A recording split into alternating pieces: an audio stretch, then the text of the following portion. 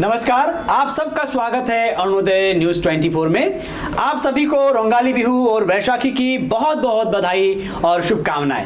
मैं एन अर्जुन रोजाना लेकर आता हूं पूर्वोत्तर की महत्वपूर्ण खबरें और आपको रखता हूं अपडेट। आइए देखते हैं आज पूर्वोत्तर की महत्वपूर्ण खबरें कौन कौन सी हैं। असम फिर अल्फा स्वा में शामिल हुए 13 युवक। एक तरफ जहां असम में रोंगाली बिहू की धूम मची हुई है, चारों ओर खुशी का माहौल है। इस बीच एक खबर ने असम वासियों को चौंका दिया। असम के विभिन्न हिस्सों से फिर अल्फा स्व में 13 युवकों के शामिल होने की खबर है। जो युवा शामिल हुए उनमें तिनसुकिया जिले के ऋतुराज गोहाई और पानीतोला के शुभंता दुआरा, बको के अंकुर कलिता, मिर्जा के देवाशीष दास, आजरा के मृणमय कलिता, बेलतला गुवाहाटी के हितेश टेका, चांसारी के रंजीत दास, पानी खाईती के मृदुल नाथ, गोलाघाट के बीरेन बोरा और उमेश बोरा भी शामिल होने की खबर है। इनके साथ ही शिवसागर के शहीदुल अहमद और अनवर अली और बाईहाटा से संजीव शर्मा भी अल्फा स्वा में शामिल होने की खबर है। दूसरी ओर असम सरकार दावा करती रही है कि सरकार अल्फा के साथ शांति वार्ता कर रही है और अंतिम दौर में है।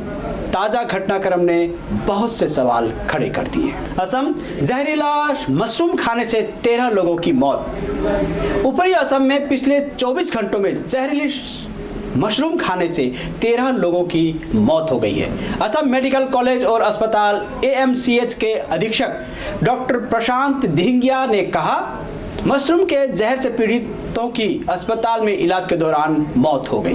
उन्होंने कहा, पिछले 5 दिनों में AMCH में ऊपरी असम के सरायदेव, डिब्रूगढ़, शिवसागर और तिनसुकिया जिलों से मशरूम खाने से बीमार 35 लोग भर्ती हुए थे, जिनमें से 13 की मौत हो गई। सभी पीड़ितों ने अपने घरों में जंगली जहरीले मशरूम को खाने योग्य समझकर खा लिया था। उन्होंने कहा, हर साल लोग जहरीले मशरूम के सेवन से बीमार पड़ जाते हैं। पिछले 5 दिनों में 31 वयस्कों और 4 बच्चों को भर्ती कराया गया था, जिनमें से 13 मरीजों की मौत हो गई। इनमें 12 वयस्क थे और एक नाबालिग था। एक अन्य नाबालिग मरीज की हालत गंभीर बताई जा रही है। बिहू में खलल डाल सकती है बारिश। असम में आज से 7 दिवसीय बिहू उत्सव की शुरुआत हो गई है। चारों ओर खुशियों का माहौल है। जगह जगह बिहू गान और नृत्य की धूम मची हुई है। लेकिन इस बीच एक खबर है कि इस दौरान पूरे सप्ताह भारी बारिश की संभावना है। इस सप्ताह पूर्वोत्तर राज्यों विशेषकर असम, मेघालय, अरुणाचल प्रदेश और सिक्किम में भारी बारिश की संभावना जताई गई है। भारत मौसम विभाग विज्ञान IMD ने अगले 5 दिनों के लिए सिक्किम, अरुणाचल प्रदेश, असम, मेघालय, नागालैंड, मणिपुर, मिजोरम और त्रिपुरा में गरज और बिजली गिरने के साथ भारी बारिश की भविष्यवाणी की है। बुधवार और शनिवार के बीच असम और मेघालय में भारी से भारी बारिश होने की संभावना है। अरुणाचल प्रदेश में गुरुवार से शनिवार तक भारी बारिश होने की संभावना जताई गई है। मेघालय नई भाषा सीखने में कुछ भी गलत नहीं, संगमा। मेघालय के मुख्यमंत्री कोरनाट संगमा ने केंद्र द्वारा पूर्वोत्तर में हिंदी भाषा सीखने का स्वागत किया है। मेघालय के CM कोरनाट संगमा ने कहा कि उन्हें हिंदी भाषा सीखने में कुछ भी गलत नहीं लगता। मेघालय के मुख्यमंत्री ने कहा, मुझे कोई कारण नहीं दिखता कि नई भाषा सीखना, चाहे वह हिंदी, अंग्रेजी या जापानी हो, बुरी बात है। उन्होंने कहा, मैंने हिंदी और अंग्रेजी सीखने का लाभ देखा है।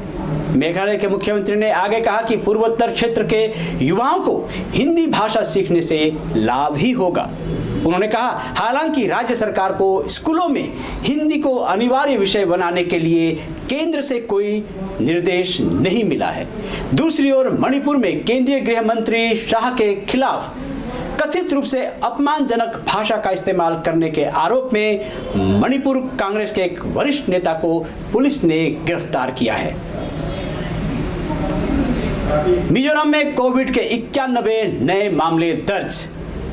मिजोरम ने बुधवार को कोविड-19 के ताजा 91 मामले दर्ज किए गए हैं। स्वास्थ्य विभाग के एक अधिकारी ने बताया कि पिछले दिन की तुलना में यह 58 कम हैं।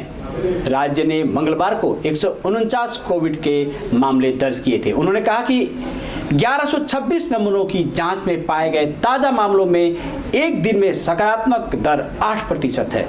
उन्होंने कहा कि राज्य में अब तक 725 सक्रिय मामले हैं। स्वस्थ होने वालों की संख्या 2,24,409 हो गई है। राज्य ने अब तक कोविड-19 के तहत 19.7 लाख से अधिक नमूनों का परीक्षण किया, जिसमें मंगलवार को 1126 नमूने शामिल हैं। असम मेघालय सीमा विवाद फिर मच सकता है घमासान।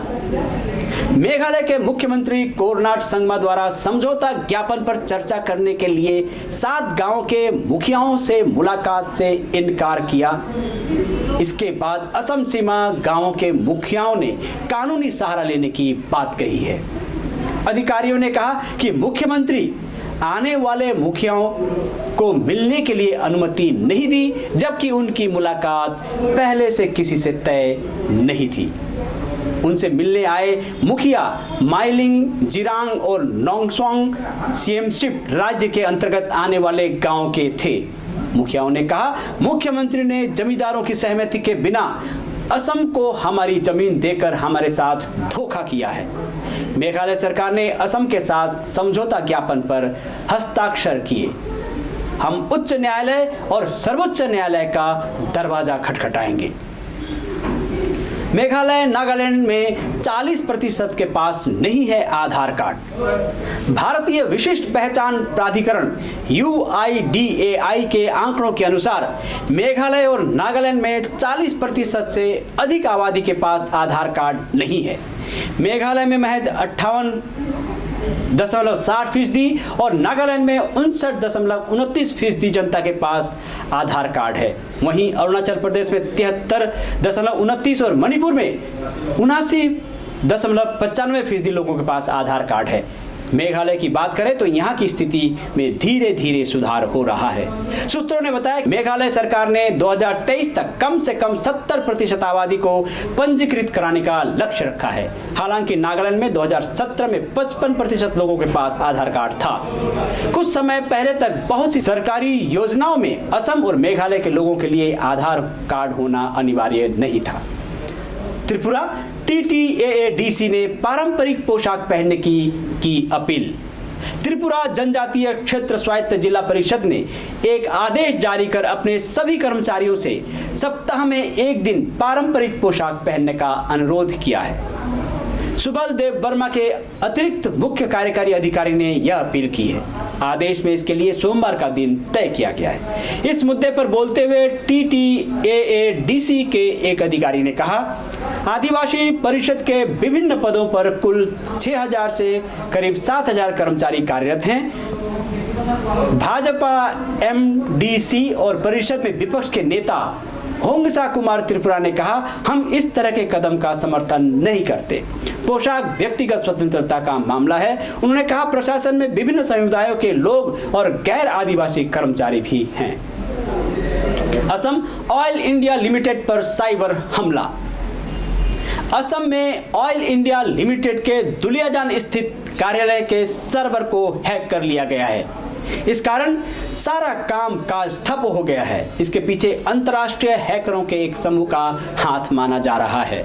बताया जा रहा है कि असम में ऑयल इंडिया लिमिटेड के दुलियाजान स्थित कार्यालय के सर्वर को हैक करने से पहले हैकर्स ने 75 लाख अमेरिकी डॉलर की फिरौती मांगी थी। दुलियाजान पुलिस ने इस संबंध में मामला दर्ज कर लिया है। इस बीच खबर मिली है कि असम पुलिस ने हैकरों को ट्रैक करने के लिए अपने अपराध शाखा अनुभाग की सहायता मांगी है। शैक्षणिक वर्ष 2023-24 तक त्रिपुरा में 17 एकलव्य स्कूल। मंत्री केंद्रीय आदिवासी मामलों के मंत्री विश्वेश्वर टुडू ने कहा कि त्रिपुरा में शैक्षणिक सत्र 2023-24 में 17 एकलव्य मॉडल आवासीय विद्यालयों को शुरू करने का लक्ष्य रखा गया है। राज्य में वर्तमान में ऐसे केवल 4 शिक्षण संस्थान हैं। प्रधानमंत्री नरेंद्र मोदी आदिवासी युवाओं के लिए उचित शिक्षा पर जोर दे रहे हैं, क्योंकि उनका मानना है कि केवल बेहतर शिक्षा ही उनके अंदर बदलाव ला सकती है। राज्य के 2 दिवसीय दौरे पर आए टुडू ने 2 मंत्रालयों की योजनाओं की प्रगति की समीक्षा के लिए आदिवासी कल्याण और जल संसाधन विभागों के अधिकारियों के साथ बैठक की। एक बार पुनः आप सभी को रोंगाली बिहू और बैसाखी की बहुत बहुत शुभकामनाएं। तो ये थी आज की पूर्वोत्तर की बड़ी खबरें। पूर्वोत्तर से जुड़े रहने के लिए देखते रहिए अरुणोदय न्यूज़ 24। नमस्कार।